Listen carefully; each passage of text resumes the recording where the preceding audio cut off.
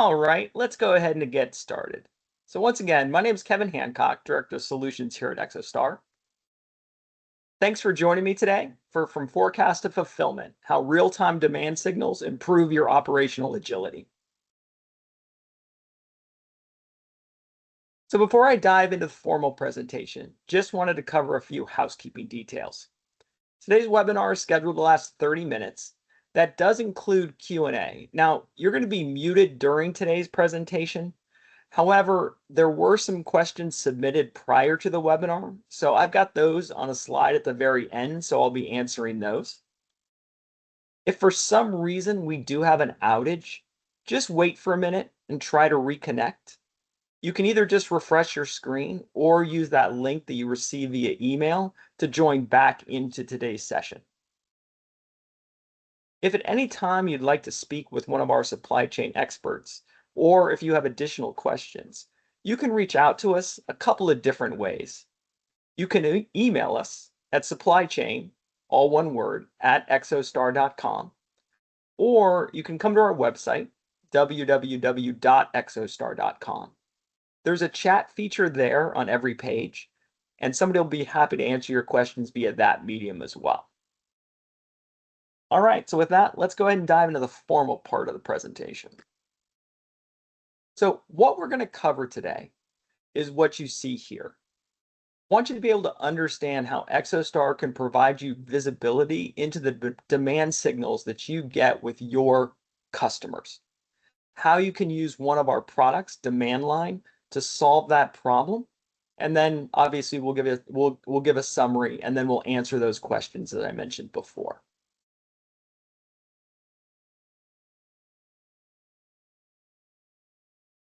All right, so in today's world, excellence in supply chain management is one of those key predictors of success across the aerospace and defense industry.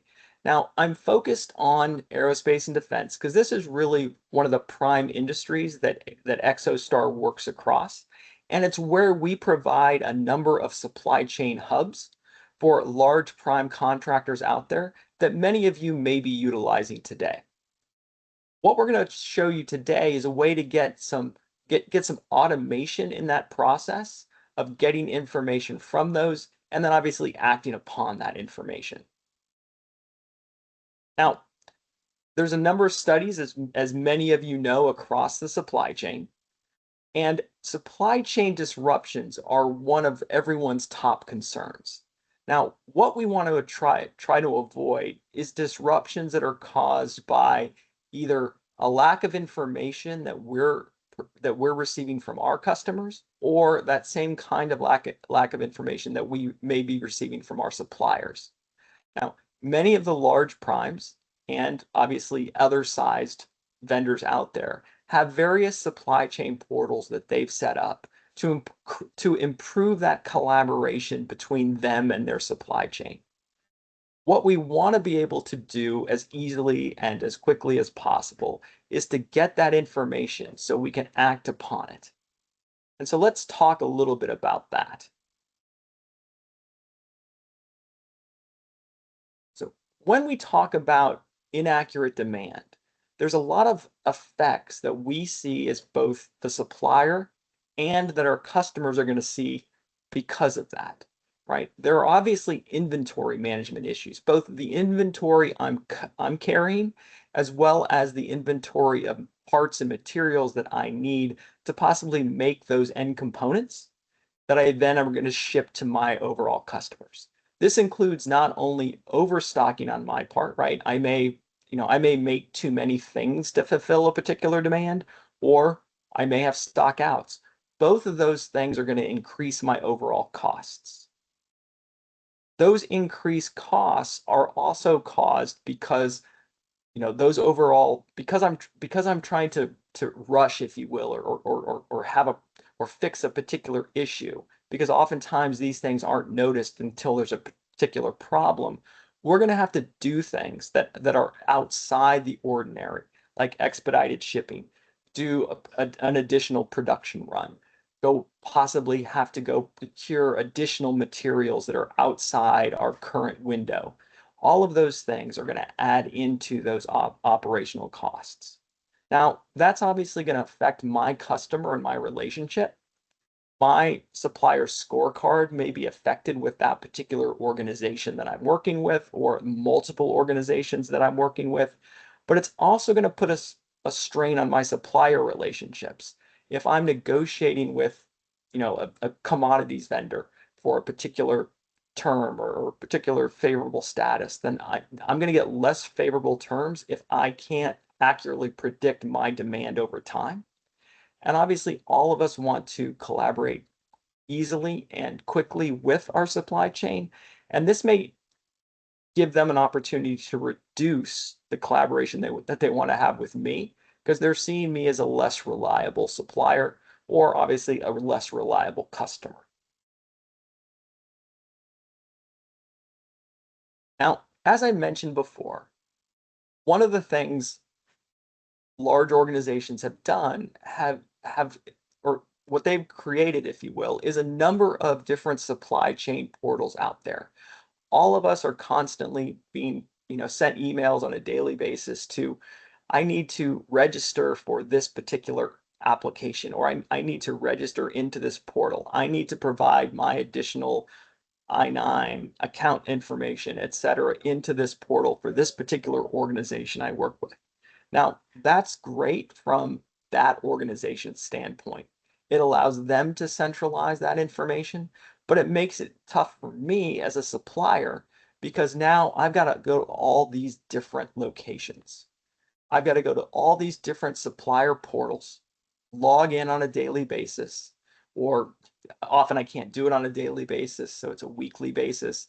I see what changes have been made to either orders that have been placed with me, new opportunities out there, right? We love that. New opportunities that I'm going to have to fulfill a particular need that organization might have, new things I can bid upon, etc.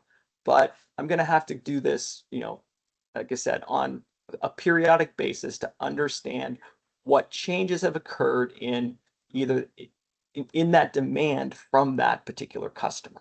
And oftentimes today, this is a manual process where I have an individual working with a particular organization or multiple organizations. And that individual is responsible for going out to those portals, getting the changes, oftentimes updating a manual spreadsheet, oftentimes then swivel chairing around to then upload or make those changes in our ERP. And then we can start to action those things.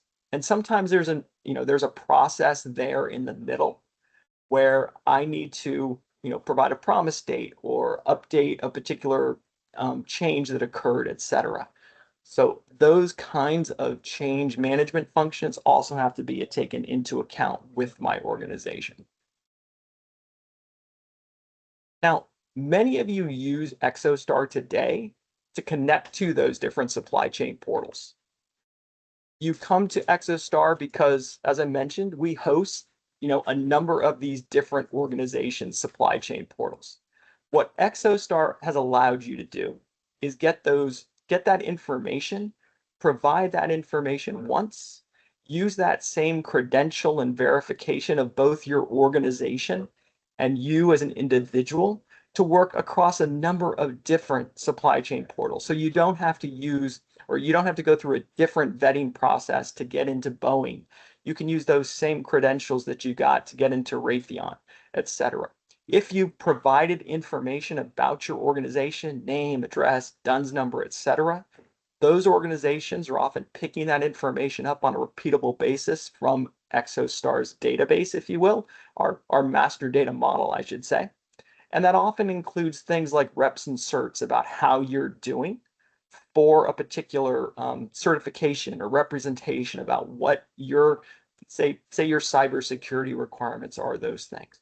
And that Exostar network is leveraged by those larger organizations to engage with you more closely and to collaborate with you on your various purchases. A number, as you see, 120 billion in direct materials flows across that network, that Exostar network, and wants you to be able to leverage that as well, right? So utilizing that particular network, Exostar can, with our product demand line, provide a way for you to reach out to these multiple portals and get that information. So if you're working with these portals, rather than logging into these on a weekly, twice a week, whatever that basis is with you and your organization, with demand line provided to you, we can provide that direct connection between your ERP to those supply chain portals, pull that information in on a schedule that you set that makes sense to you, and then determine what changes have occurred and what changes I need to act upon. Just making that information more readily available, allowing you to reduce that whipsaw effect across your organization where, oh, they've they've they've taken out a number of pieces of a demand, or they've added them in, and they've added them in with, outside my window. And so now I have to react differently than if I was just doing this as a normal procurement. Now, the way this works, and this is walking through our demand line product, is I can choose which of the different portals that I need to access. This, what you see here, is just a sample of some of those that Exostar both hosts and provide interfaces to bring that information down.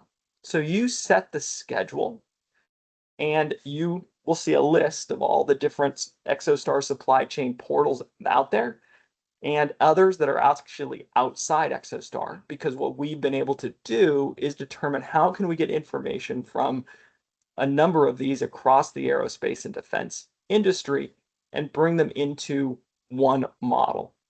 So you determine which portals you want to be able to access, what schedule you want to pull the information down to, and then we'll start to see the data. And that's going to show us what changes have occurred in the demand from not only one particular customer, but in this case, multiple customers that I'm, supplying things to. What this then does is it's going to bring in these on that basis that you scheduled. So rather than just see a snapshot in time, right? Because oftentimes when I go into the portal, I see that, this is the current state of the various POs that I'm responding to. But because we're doing this on a periodic basis, you're now getting a history of all those different changes. So what you see here is basically the demand for a particular part. You see that this was part of a number of different POs. And on these POs, various lines and parts changed, right? That's what it comes up in red because a change occurred. It comes up and it shows you the different days on where the orders were, what's still remaining, and which of those, changed, if you will. So, for example, on the one line, you see, well, we a change occurred. It went from 5 to 8, 6, 2, etc. All these different days. So if I was just going into the portal, I would see that it changed, but I wouldn't see this over time. So, and I would have to, go in and update my ERP, let my teams know that this is changed, and then we have to decide what we're going to do with it. Then we're going to have to put it into our ER system. And oftentimes, again, that's all a manual process. And we want to better automate this and give this information to the organization as quickly and easily as possible, so I can adjust and act more, more quickly, and hopefully cut down my costs. Now, what it also does, right, because we're linking this to the ERP system and the agreements that we have in place, we can also see that changes occurred for particular parts within or outside of the lead time that I've given as part of my contractual obligation. So this allows me to go back to that customer and say, hey, I see you've changed this order from 13 to 10. Well, that's, I understand you've reduced it. However, I've already procured all the material to provide you the 13. And this is outside my lead time window. So these are all things that are, I'm going to have to maintain in inventory, but we had a firm agreement in place. So what can we do? And oftentimes I know, what you'll find is when you talk to, your buyer on their side is they didn't actually know that this occurred either because these changes were pushed directly from their ERP to you. And so we need to ensure that they know that this occurred and what can we do to address this. So we can have a conversation, if you will, about what we want to do. But it also starts to let us build that information because, again, we've linked this to our ERP system. So it's understanding our cost, materials, what we charge for that particular part. And it's providing us that, hey, this is costing us real money. These things have been removed from the schedule on a firm release. We've got these numbers in production, and this is costing me X. Because oftentimes we have a contractual agreement in place that allows us to, get credit back or actually be able to ship these parts if we've made them based on a firm order. And you may have reduced the quantity, but I can still ship you those. And we come to that agreement. So now when I submit my invoice to that PO, even though they may have changed the quantity on that PO at one time, we can go back and we can, show the history of the change and justify charging that full, that full firm price that we had negotiated and agreed upon. So again, we just want to make sure that you see those changes in demand as they occur or as quickly as you can when they occur. And you can action those across your organization and let the organization know what's happening so we don't get surprises because nobody likes those things in business. Now, so what this also can do is provide you that not only that demand schedule, but when you're ready to ship, there's also an ASN module which will grab those ASNs from those suppliers as well, allow you to print those out, put that on the order, get those kinds of things, more automated across your organization, but also see those changes as they occurred, not only in the UI, if you will, that I showed you there in the product itself, but also get those directly back into your ERP. Demand Line has a number of integrations with existing ERPs today, so it's not a huge integration effort to make this happen. So, if you have one of the standard ERPs, and we'd be more than happy to have that discussion with you. This is an implementation that can be just done in a matter of, weeks, not a matter of months, and not a huge lift for your particular organization. Now, always great to have that customer testimonial. So Milat Industries is one of our demand line customers. They're working across a number of different supply chain portals for their customers. This allows them to automate that process and allows their procurement group or their organization to focus more on the business issues rather than the manual process of going out to each of those, swivel seating around to the ERP system, entering changes once I surface them, and then be able to act upon those. And as you see here, it's now they get to focus on their production, not necessarily just trying to, have people fulfill a manual process. Now, but Exostar, as I mentioned before, does this on both the demand line. That's what we've talked about today. And what you see there are some of the ERP the demand line itself supports out of the box. But we can also do this from the supply portal side. If you're a larger organization, you've seen what supply chain portals have allowed other organizations to do, and you want another and you would like to think about doing that for your organization, Exostar has a solution in that space as well. That's our supply line product. Supply line allows you to collaborate with your supply chain, get them collaborating with you around the purchase orders, allows you to give that real-time visibility as your organizations or as you push out changes or requirements or new orders, et cetera, to your supply chain, get them to acknowledge those, get those commits of them, start to collaborate around those different POs.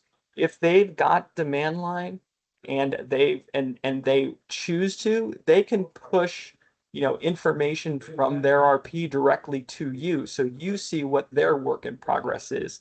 You get the visibility into their organization as well. Again, if they want to do that, that's that's a relationship between you and your suppliers and what you want to do around those. This obviously goes across the Exostar network. It also, provides the entire network that visibility into your supply chain portal, allows you to leverage that Exostar network to work with those organizations that are already part of it. What we typically find in our engagements is that, when you compare the number of suppliers you may have with those that are part of the Exostar network, we typically see a 60 to 70% match of suppliers that are already in the network. That means they've already got the necessary proofing of both the organization and the individuals to work across, the aerospace industry. You can choose the type of credential and proofing you want from both the organization and the individual level, and then allow them to access your supply chain portal. Now, Exostar obviously has a number of different solutions. It's not only around supply chain, that we also have solutions around collaboration itself, and both general collaboration, which we often call ad hoc collaboration, but also structured collaboration as well. When you want to engage with that supply chain around, I want to share with you supplier scorecards. I want to share with you not POs, but well, POs, but also um, um, um, bids and things like that. But I want to do it in a compliant manner because, as we know in this particular industry, oftentimes it is about compliance. It's about that controlled, unclassified information that you may have to share as part of your particular contract. And that compliance piece is also something that Exostar has a number of solutions around. Our compliance solutions are typically wrapped around cybersecurity.